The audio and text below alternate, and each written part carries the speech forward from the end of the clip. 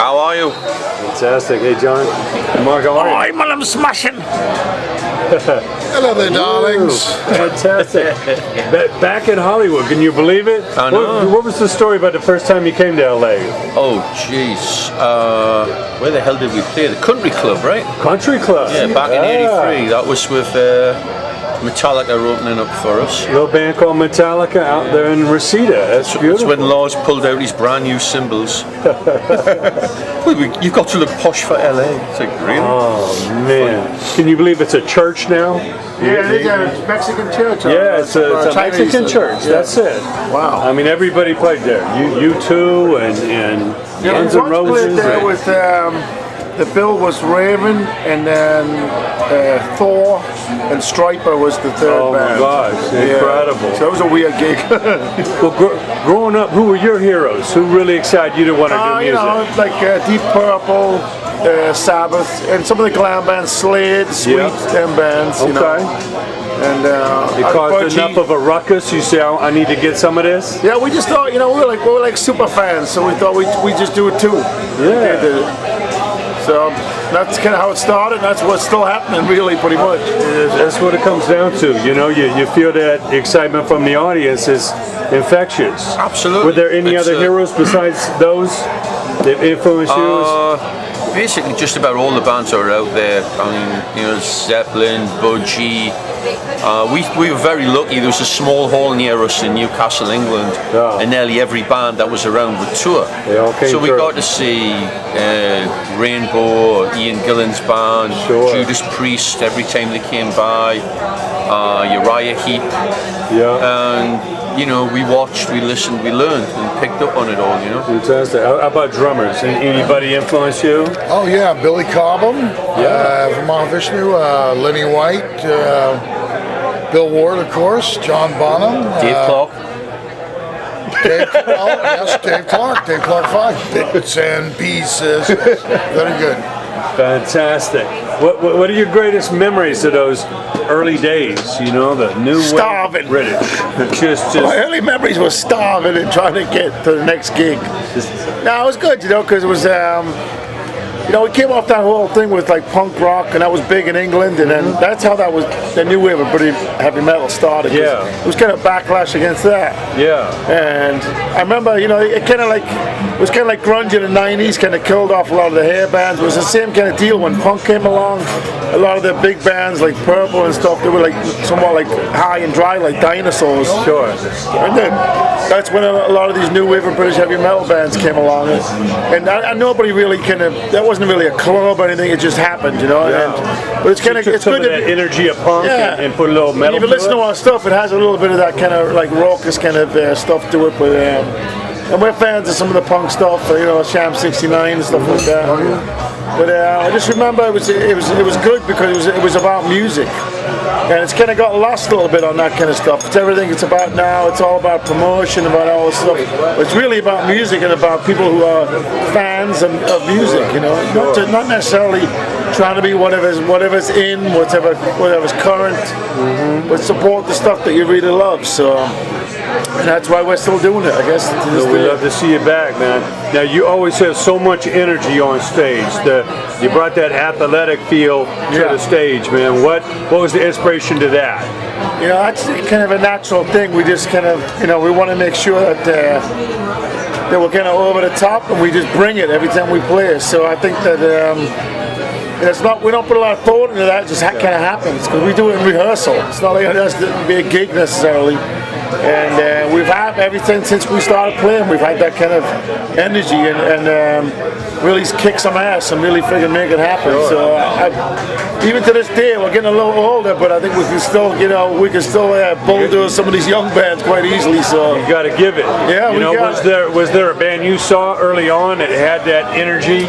You know, there was a few, but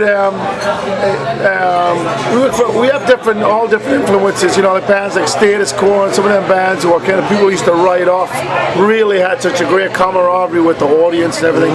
And we feel that too with our fans that when the people come, that they have a feeling for the music. It's not just about like going to see a good band. They really are like with you. You know what I mean? So, and I think that's why we try and put out as much as we can, give as much performance. We're like dead afterwards, so we try to make it happen. Sure. Well, always so much energy on stage, so much, excitement. Well, yes, that's true, yes. Now, the early days coming over to America, and hooking up with Johnny Z in those early days of Megaforce and everything. What was the scene like? What did you feel that was about to happen? Well, it was very exciting coming over to America. I mean, it was like walking into a TV screen, basically, because we were young kids, we'd done stuff in Europe, but it was quite a big deal for us to come over here. Yeah. So it was exciting. We played like a mini festival on Staten Island with Anvil and Riots, and did a few dates with Anvil, and then planned to come back the next year, which we did, and had that young upstart band Metallica opening up for us. Now, what's your greatest memories of that? Being able to mentor a band like Metallica and kind of show them the ropes. You guys already had a lot of experience. They were still green. They had just come to the East Coast. Yeah. What's your greatest memories of helping to mentor James and Lars? Well, it was just a lot of fun. It was like a big gang, and they just joined in, and I think they kind of looked up to us a little bit on their rare sober moments. They had to wake them up. Yeah, they were pretty out of control. We used to have to drag them out of bed. We have to drag them out of bed. They'll be like, we gotta go. We got like 4-hour drive, and they'd be like lying in bed. I remember dragging Kirk out and dragging him downstairs by his feet. Sure. He's like holding on to the pillow like for dear life. But they were young, we were young then, but they were a couple of years younger than us, like about 3 years younger. And we just reunited them with them. We played in South America, and it was kind of cool to reminisce about them all days. Sure. And we have a lot of mutual respect. They respect us. We really respect them. They've done really well, and they've flown the flag for metal in some regards, especially in America. It's been inspiring you to see what they've done. They've get back out there. They've inspired a lot of bands and brought that, and it's really, that metal thing was more of an English thing, and they're one of the few bands that really brought it to the forefront as American, Yeah. Not being more like alternative or it's metal, so we got respect for them, so it's good, and like I said, it was great to reunite with them guys after all that time. It's amazing. Now, when you look back over the history, it's such a catalog, a lot of albums. Which ones are the cream that rise to the top? Which albums are you the most proud of? You think stand the test of time? It's kind of like saying which of your kids do you like the best. There's a little bit of that, but obviously your first album's important. Everyone likes All for One. That's an important album. The first album we did with Joe, Nothing Exceeds, that was a big landmark. I think Walk Through Fire was a real big deal for us, coming back after Mark having his accident and all that stuff.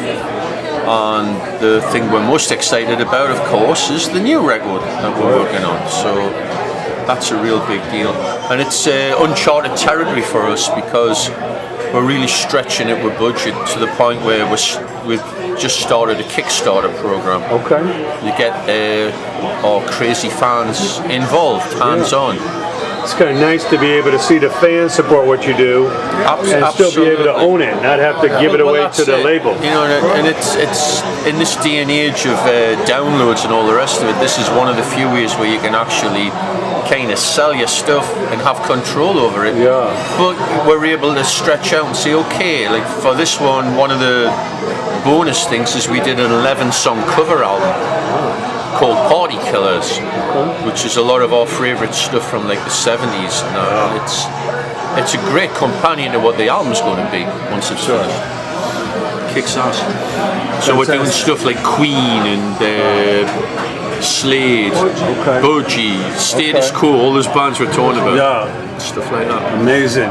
Now, when you joined the band, what is it that clicked with these brothers here? Well, we grew up listening to the same music. I was across the Atlantic, but we were listening to the exact same bands, like the Groundhogs, Sweet, Slade, and Alex Harvey Band, that kind of thing. We all, I couldn't believe they knew all this stuff. And you know, when Rob left the band, they called me because we knew it was going to work. You know, and so and I have the same energy they got. So like it's really a no-brainer when I play with him. It's very telepathic. I mean, I know what they're going to do. I know what he's going to do. I know what he's going to do. So at any given moment, and they know what I'm going to do. So we can do a lot of spontaneous stuff that the band couldn't do before because we're all on that wavelength. So it's awesome. Sure. Now, Mark, as hard and tragic as your accident was, what inspired you to come back? Well, you know, we started out this band as kids, and we want to see it through. We have no feeling that we want to kind of hang it up at any time. So we enjoy playing it. We have a love for the music. Without, you know, when you don't have a love for the music, if you're just interested in partying and whatever else, you know, picking up some girl or something, you're not going to really see it through. So we originally have that original love for our music and what we want to do. And I think we're unique to a certain extent. There's no other band that sounds like Raven, and we have that. We're very heavy, but we have that rock and roll and kind of up kind of thing. A lot of our lyrics are positive. There's so much negative shit going on that we bring that different.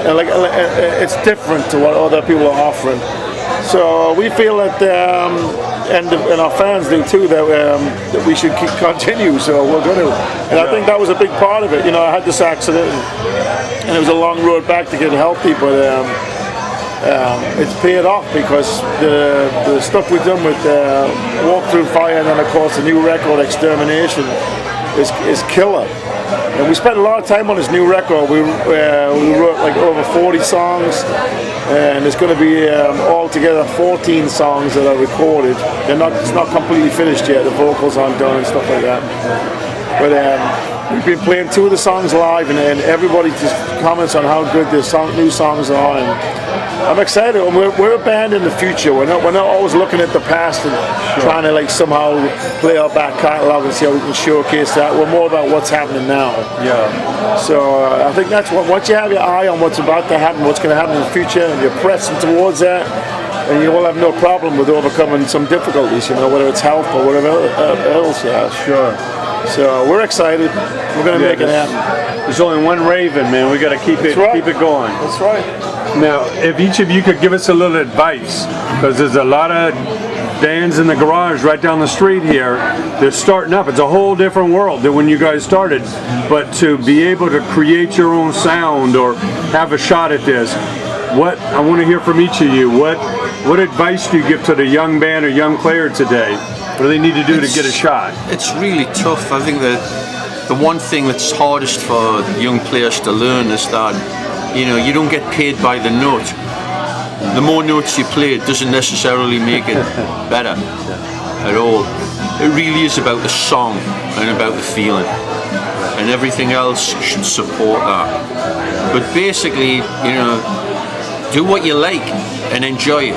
And if you do that, it'll transfer to everyone else. If you're trying to make something up to please other people, it's usually bogus.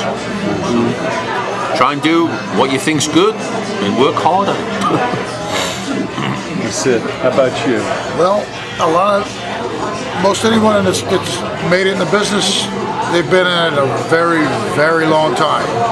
They've played a long, long time. Once you get the right guys together, or right girls, whoever, whatever, and you got to make sure you have someone that you get along with, that you can room with indefinitely, because you're going to be in each other's sock drawer for years.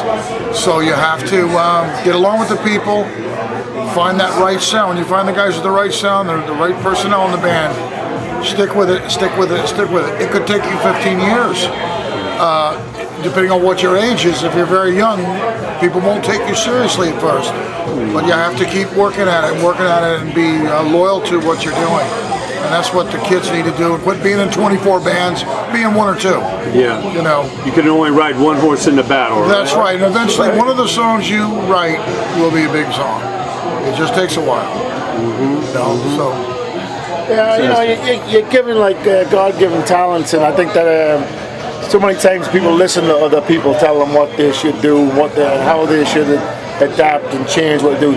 Listen to your heart, what you have, and as far as when, especially coming down to writing music and coming up with the way you present your band. But you know, there's so many great players and stuff. But I see so many empty bands because they're all trying to like kind of like identify with Metallica and Slayer and these different bands and try to catch on to that or ride on their coattails instead of stepping out on their own thing. And if there is a few bands that are like that, we have a band opening up for us tonight, and Night Demon, who are more like an 80s kind of band, and they're like a little bit like, they stick out a little bit because they're like kind of a cross between Motorhead and actually like a little bit like us, and it's more about attitude and stuff. But I think too many times people listen to other people. They're influenced by other things, and they make a compromise. And the compromise you feel like it's an easy way to get somewhere, but it's not, because you're not yourself anymore. There's something else somebody else has influenced you to do. So stay with what's in your heart.